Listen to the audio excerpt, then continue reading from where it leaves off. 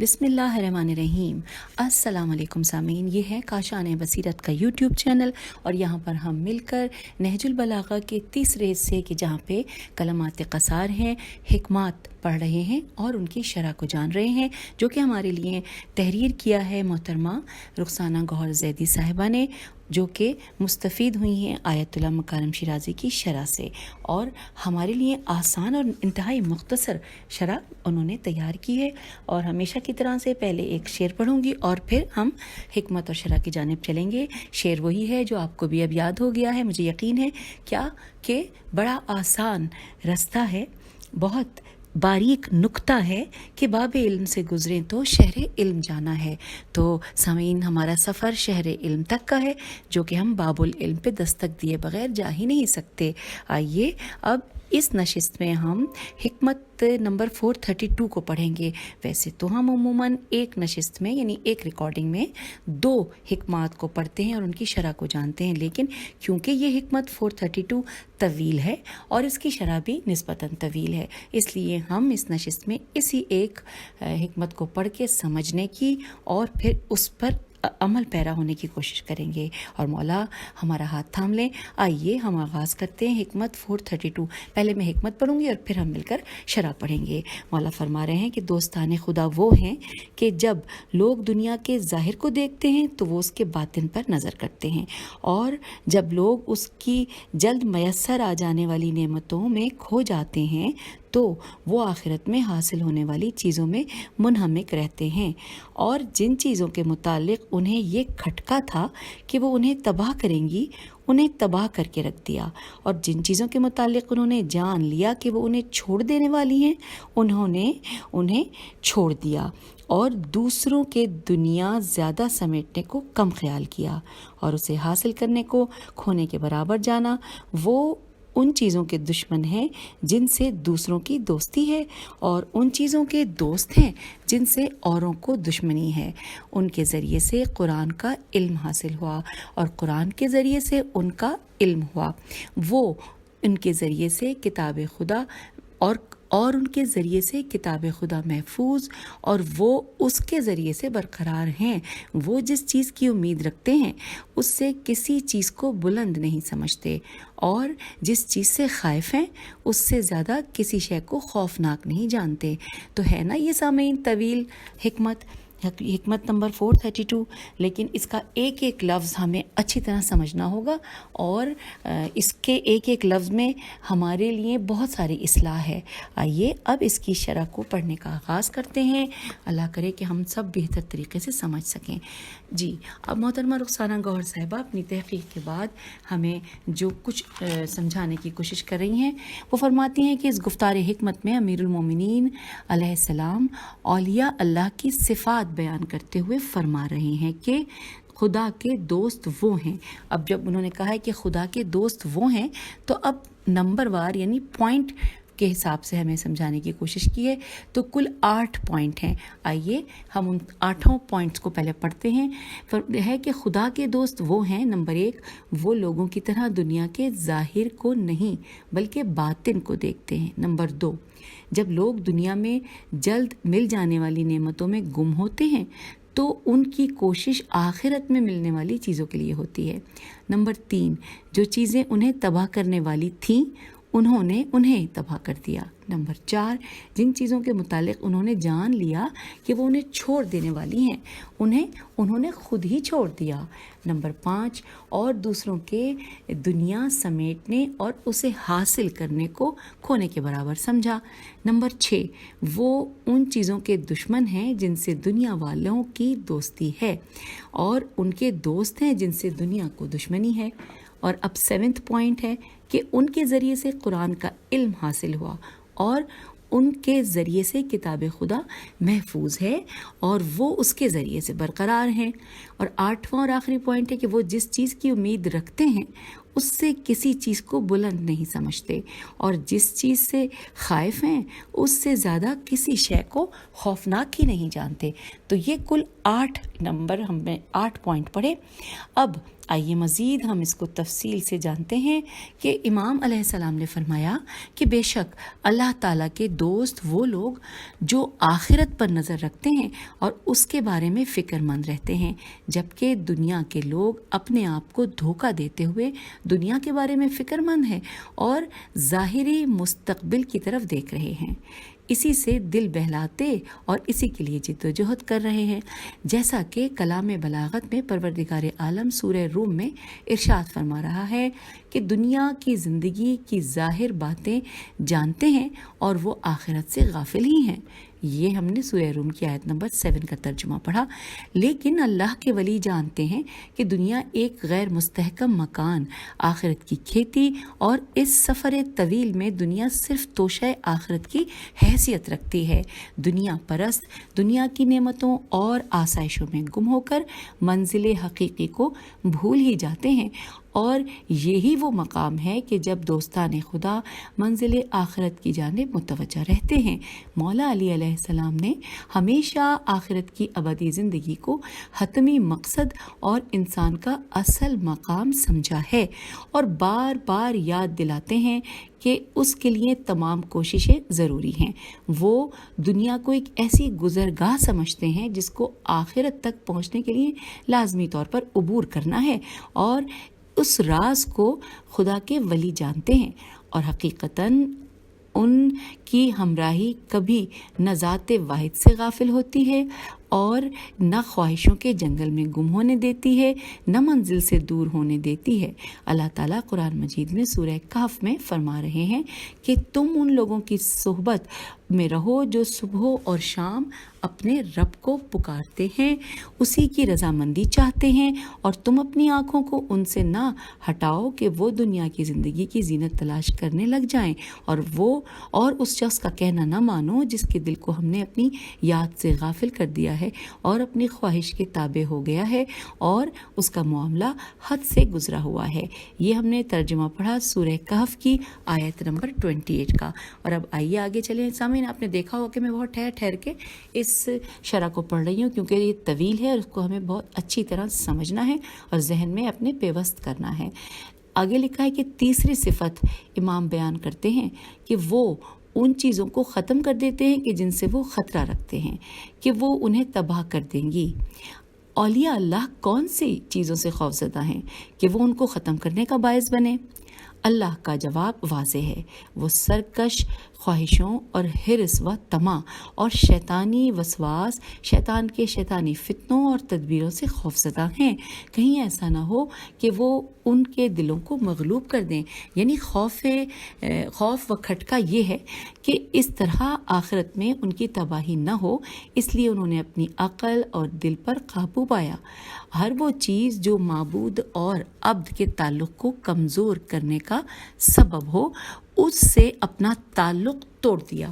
اور یہ ممکن ہے کہ یہاں استعاراتی طور پر کہا ہو، دنیا کا ذخیرہ ہے جو انسانوں کو تباہ کر دیتا ہے۔ گویا انسان موت کو بھول جاتا ہے کہ جنہوں نے دنیا کو چھوڑ دیا ہے اور قبر میں ہیں، وہ ان چیزوں اور باتوں کے عوض تباہ ہو رہے ہیں کہ جو انہوں نے دنیا میں کی۔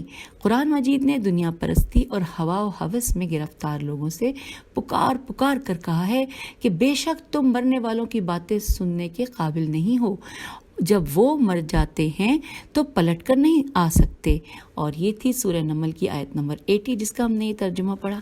اور اب مزید آگے چلتے ہیں چوتھی صفت کے بارے میں کہ چوتھی صفت ان اولیاء خدا کی یہ ہے کہ وہ اس چیز کو چھوڑ دیتے ہیں جسے وہ جانتے ہیں کہ آخر کار وہ انہیں چھوڑ دے گی، کہ وہ چیز انہیں چھوڑ دے گی۔ ہاں، اب دیکھیے مزید اس کو جانتے ہیں، لکھا ہے کہ ہاں وہ جانتے ہیں کہ دنیا اور دولت و ثروت بالآخر ساتھ چھوڑ دیں گے اور صرف ایک سادہ کفن کے ساتھ ہی آخرت کے لیے روانہ ہو جائیں گے۔ اس سے پہلے وہ ساتھ چھوڑیں، یہ انہیں چھوڑ دیتے ہیں۔ یہ بات پھر باعث کرب و پریشانی بنتی ہے کہ دنیا میں پاس کیا ہے، بلکہ نگاہ آخرت پر رہتی ہے۔ اس سے پہلے کہ ان ہستیوں کی عظمت کو سلام کریں جن کے دست مبارک کو یہ تمام صفات چومتی ہیں، ہم اس کی جھلک کربلا 72 کی صورت میں دیکھتے ہیں۔ کربلا میں 72 کی صورت میں دیکھتے ہیں کہ 72 کے دل اس راز کو پا گئے، پھر کوئی چیز دنیا کی چمک، گھر بار، دولت و ثروت، نوکری، یہاں تک کہ رشتے بھی ان کی راہ میں حائل نہیں ہو سکے، بلکہ ان کی نگاہ ابدی فلاح اور راہ حق پر جمی رہیں۔ ان کی نگاہیں یہاں ہاں دنیا میں کچھ ایسی چیزیں موجود ہیں جو انسان کو کبھی نہیں چھوڑتی ہیں اور ہر صورت میں ان کے ساتھ رہتی ہیں، جیسا کہ قرآن نے کہا ہے کہ جو تمہارے پاس ہے ختم ہو جائے گا اور جو اللہ کے پاس ہے کبھی ختم نہ ہوگا، اور ہم صبر کرنے والوں کو ضرور بدلہ دیں گے ان کے اچھے کاموں کا کہ جو وہ کرتے تھے۔ یہ تھی سورہ نحل کی آیت نمبر 96 جس کا ہم نے ترجمہ پڑھا۔ اور اب ہم چلتے ہیں کہ امیر المومنین علیہ السلام کے اس خطبے کی جانب کے جس کا نمبر ہے 201۔ اس میں ارشاد فرما رہے ہیں مولا کہ اے لوگوں، قبل اس کے کہ تمہارے جسم دنیا سے الگ کر دیے جائیں، اپنے دل اس سے ہٹا لو۔ اور اب آئیے ہم پڑھتے ہیں دوستان خدا کی 5ویں صفت، جو کہ امیر المومنین جس کے بارے میں فرماتے ہیں کہ وہ ان چیزوں کے دشمن ہیں جن سے دوسروں کی دوستی ہے، اور ان چیزوں کے دوست ہیں کہ جن سے اوروں کو دشمنی ہے۔ تو یہاں پہ انورٹڈ کاما کلوز ہوا۔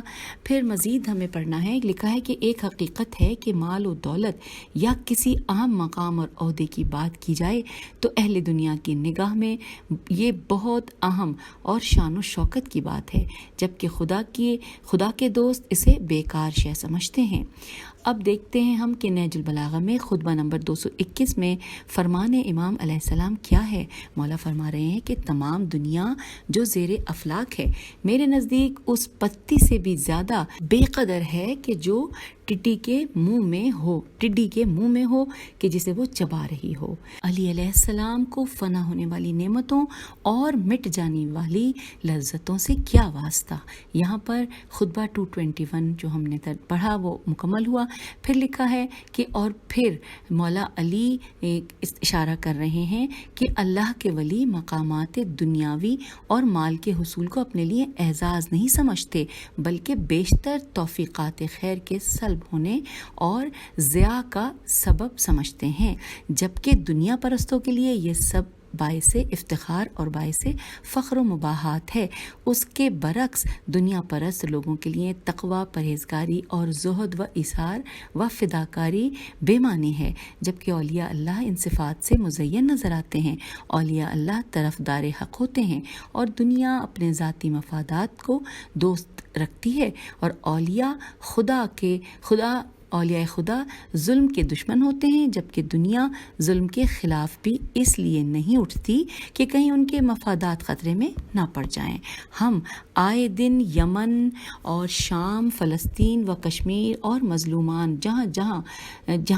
جہاں کے بارے میں دنیا کا یہ رویہ دیکھتے ہیں، اور وہ افراد جو اولیاء خدا کی دہلیز پر جھک کر شہداء عمل کی خیرات لے کر آتے ہیں، وہ اپنے لہو سے محسن حججی اور قاسم سلیمانی کی صورت تحریر لکھتے نظر آتے ہیں۔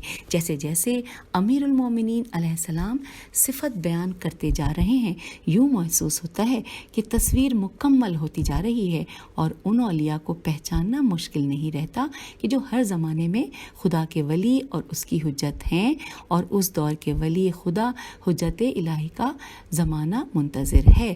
سامعین، بالکل ایسا ہی ہے نا کہ جیسے جیسے امیر المومنین یہ صفت بیان کرتے جا رہے ہیں تو معلوم ہو رہا ہے کہ جیسے اولیاء کو پہچاننا مشکل نہیں رہا۔ چلیے آگے چلتے ہیں۔ امیر المومنین علیہ السلام اولیاء خدا کی 6 اور 7ویں صفات بیان فرماتے ہیں کہ ان کے ذریعے سے قرآن کا علم حاصل ہوا، اور قرآن کے ذریعے سے ان کا علم حاصل ہوا، ان کے ذریعے سے کتاب خدا محفوظ اور وہ اس کے ذریعے سے برقرار ہیں۔ گویا یہ حقائق قرآن و مطالب قرآن سے آگاہ کرنے والے اور قرآن کی عظمت کو بیان کرنے والے ہیں۔ ان کے ذریعے خداوند تعالیٰ اپنے کلام کی حفاظت اور اپنے کلام کے ذریعے ان کے ذکر کو برقرار رکھتا ہے۔ پروردگار عالم سورہ عنکبوت میں ارشاد فرما رہا ہے کہ بلکہ وہ روشن آیتیں ہیں ان کے دلوں میں جنہیں علم دیا گیا ہے اور ہماری آیتوں کا صرف ظالم ہی انکار کرتے ہیں۔ یہ سورہ عنکبوت کی آیت نمبر 49 ہے۔ آگے چلتے ہیں۔ ان صفات کے مصداق ہستیوں کو بغیر در مصطفیٰ پر جھکے پہچاننا ممکن نہیں۔ حدیث ثقلین گواہ ہے، سرکار دو عالم نے ہدایت امت کے لیے دو گراں قدر چیزیں چھوڑی ہیں، قرآن اور اہل بیت علیہ السلام، اور ان دونوں کا کمال اتحاد یہ ہے کہ اہل بیت علیہ السلام کی پوری زندگی میں قرآن مجید کی تعلیمات کی تجسیم ہے، اور قرآن کے جملہ آیات میں اہل بیت علیہ السلام کی زندگی کی تصویر دیکھی جا سکتی ہے۔ کہیں ان کے کردار کی توقیر ہے تو کہیں ان کے دشمنوں کی تحقیر ہے، کہیں ان کے مستقبل کی تمہید ہے تو کہیں ان کے ماضی کی تمجید ہے۔ مفسرین و محدثین کی روشنی میں تقریباً 300 آیات صرف انہی کی شان میں نازل ہوئی ہیں۔ زیارت کا ایک جملہ اس حقیقت کو مزید واضح کر دیتا ہے کہ السلام علیکہ یا شریک القرآن، ہمارے لاکھوں سلام شریک القرآن پر، جان قربان وارث قرآن پر، خود مولا متقیان علی ابن ابی طالب علیہ السلام کی ذات گرامی ان تمام صفات کا مظہر نظر آتی ہے۔ فرمان رسول خدا ہے، علی مال قرآن والقرآن مال علی۔ مولا کائنات کی تمام تر زندگی احکام قرآن کی پاسداری میں صرف ہوئی، جب تک قرآن کی تدوین اور جمع آوری کے عظیم کام کو سر انجام نہیں دیا ابا بدن پر نہیں ڈالی۔ اس کے بعد آپ نے قرآن کو بیان کرنے میں اور قرآنی تعلیمات کو نشر کرنے میں سخت سے سخت تکلیفیں برداشت کیں۔ یہی وجہ ہے کہ قرآن پاک تحریف سے محفوظ رہا۔ نفاذ قرآن میں آداب و سنن قرآن کو واضح کر دیا۔ اس حوالے سے فتنہ و فساد کو دفع کرنے میں شبہات اور تحریفات، غلو اور غلط تعویلات، ناقصین، قاسطین اور مارقین کی جاہلانہ سوچ اور فکر سے قرآن اور ملت اسلامیہ کو محفوظ رکھا۔ اس بارے میں آپ کو سخت قسم کے حالات کا سامنا کرنا پڑا اور آپ نے دشمنان اسلام اور دشمنان قرآن سے ڈٹ کر مقابلہ کیا، جیسا کہ پیغمبر اکرم صلی اللہ علیہ وآلہ وسلم نے فرمایا تھا کہ علی قرآن کی غلط تعویل پر جنگ لڑیں گے۔ کبھی آپ نے جنگ صفین میں ذوالفقار حیدری سے فریب کاروں اور جھوٹوں کے خلاف جنگ لڑی اور قرآن و اسلام کے دشمنوں کو شکست فاش دی، تو دوسری طرف آپ مسجد کوفہ میں قرآن بیان کرتے اور اس کی تدریس انجام دیتے ہوئے نظر آئیں گے۔ حضرت علی علیہ السلام مسلمانوں میں قرآن اور سیرت رسول صلی اللہ علیہ وآلہ وسلم کے عظیم مبلغ کے عنوان سے جانے پہچانے جاتے ہیں۔ آپ نے مشکل حالات میں مسلمانوں کی رہبری اور امامت کی عظیم ذمہ داری کو نبھایا۔ اب اگر قرآن بیان ہے تو علی مبین ہے، قرآن ہدایت ہے تو علی ہادی ہے، قرآن صامت ہے تو علی ناطق ہے، قرآن مبین ہے تو علی امام مبین ہے۔ اور امیر المومنین علیہ السلام کے بعد تمام ائمہ طاہرین محافظ قرآن، مبلغ قرآن نظر آتے ہیں۔ یہ قرآن کے محافظ اور قرآن ان کا محافظ ہے۔ قرآن صامت ہے اور یہ قرآن ناطق ہے، قرآن صامت ہے اور یہ ناطق ہیں۔ سر حسین علیہ السلام نے کٹ کر نوک نیزہ پر سورہ کہف کی تلاوت کر کے بتایا کہ سر تن سے جدا ہو سکتا ہے لیکن ہم قرآن سے جدا نہیں ہو سکتے۔ سبحان اللہ۔ قرآن نے صدا دے کر کہا، جو کہ سورہ عنکبوت میں ارشاد ہوتا ہے کہ ہم ترجمہ پڑھ رہے ہیں کہ بلکہ وہ روشن آیتیں ہیں کہ ان کے دلوں میں جنہیں علم دیا گیا ہے اور ہماری آیتوں کا صرف ظالم ہی انکار کرتے ہیں۔ اور اسی طرح پروردگار نے سورہ نحل میں فرمایا کہ اور ہم نے تم سے پہلے بھی تو انسان ہی بھیجے تھے جن کی طرف ہم وحی بھیجا کرتے تھے، سو اگر تمہیں معلوم نہیں تو اہل علم سے پوچھ لو۔ یہاں پر یہ ترجمہ سورہ نحل کا مکمل ہوا۔ اس کے بعد لکھا ہے کہ نہج البلاغہ کے مفسرین نے اہل علم کی تفسیر کرتے ہوئے کہا ہے کہ یہ مقام و منزلت ان کی ہے کہ جن کے وقار کو قرآن مجید نے تسلیم کیا ہے اور مختلف آیات میں تواتر سے ان کا ذکر کیا ہے۔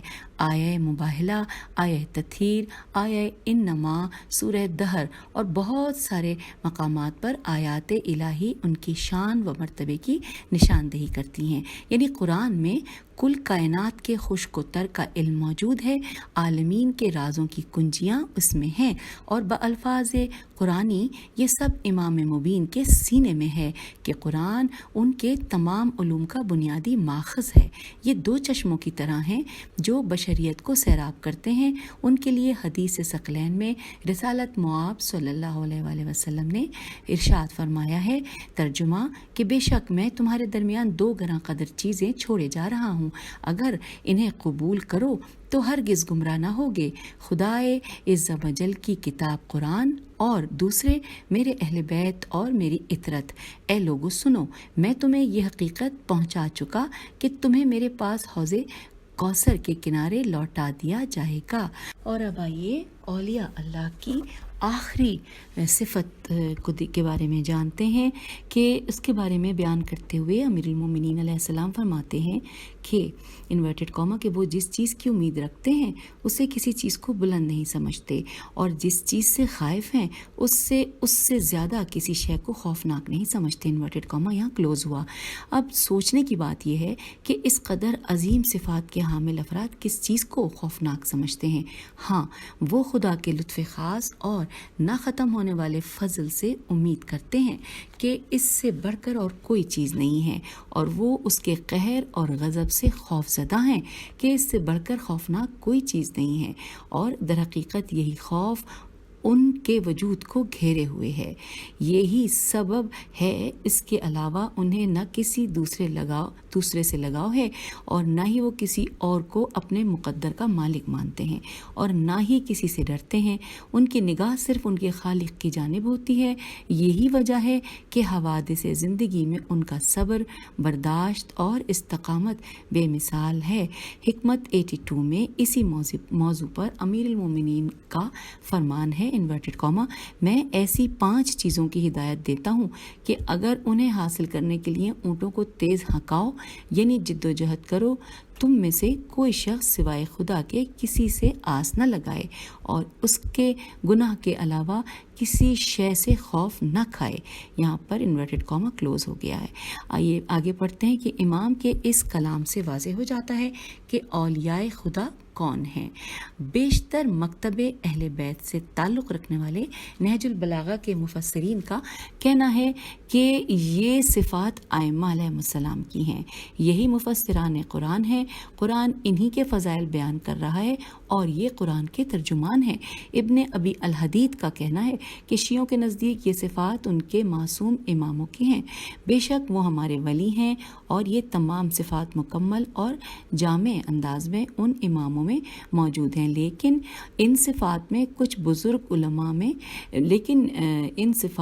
یہ صفات یہاں پہ میں نے غلط پڑھ دیا، لیکن یہ صفات کچھ بزرگ علماء میں نظر آتی ہیں، مثلا آخرت پر توجہ دینا، اور دنیا کو کم سمجھنا، اور مادی زندگی میں زہد اور تقوی اور قرآنی علوم و تفسیر کا بیان ان کی زندگی کا ایک اہم حصہ ہے۔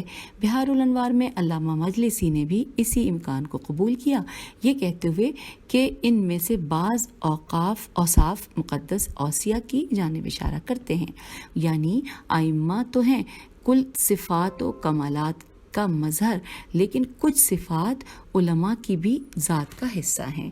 صفات ائمہ کے بارے میں امیر المومنین علیہ السلام نہج البلاغہ میں کیا فرما رہے ہیں؟ ہم مولا علی کے چند خطبات اور حکمات کی طرف توجہ کرتے ہیں۔ خطبہ نمبر 38 میں مولا فرماتے ہیں کہ جو دوستان خدا ہوتے ہیں ان کے لیے شبہات کے اندھیروں میں یقین اجالے کا اور ہدایت کی سمت رہنمائی کا کام دیتی ہے۔ اگلی پھر ہم خطبہ 230 میں سے اقتباس پڑھتے ہیں، انورٹڈ کاما کے، اور ہم اہل بیت علیہ السلام اقلیم سخن کے فرما رواں ہیں، وہ ہمارے رگ و پیم میں سمایا ہوا ہے، اور اس کی شاخیں ہم پر جھکی ہوئی ہیں، انورٹڈ کاما کلوز۔ اور اب حکمت 147 کو بھی دیکھتے ہیں کہ دیکھو 3 طرح کے لوگ ہوتے ہیں، ایک عالم ربانی، دوسرا متعلم جو نجات اطاعت کی راہ پر برقرار ہے، اور تیسرا وہ پست گروہ ہے کہ جو ہر پکارنے والے کے پیچھے ہو لیتا ہے۔ انورٹڈ کاما یہاں پہ کلوز ہو گیا۔ اب آخری چند لائنیں کہ اس ہی حکمت میں مولا نے فرمایا کہ زمین پر اللہ کے نائب اور اس کے دین کی طرف دعوت دینے والے ایسے ہیں کہ وہ ایسے جسموں کے ساتھ دنیا میں رہتے سہتے ہیں کہ جن کی روحیں ملائے اعلیٰ سے وابستہ ہیں۔ تو سامعین، یوں ہم نے 432 نمبر کی حکمت، جو کہ بہت طویل تھی، ہم نے فائنلی اس کو بھی پڑھا، اور اس کی شرح جو کہ بیان کی گئی کہنے کو تو مختصر ہے، لیکن کیونکہ وہ حکمت ہی اتنی بڑی ہے کہ اس کی ایک ایک چیز کو واضح کرتے میں یقیناً اتنا میٹیریل تو ہو ہی جاتا۔ اور اب اس دعا کے ساتھ اجازت چاہتے ہیں کہ مولا ہماری اس ادنا سی کاوش کو قبول و منظور فرمائے اور ہمارا ہاتھ تھام لے۔ اللہم صلی علی محمد وعلی محمد وعجل فرجہم اجمعین۔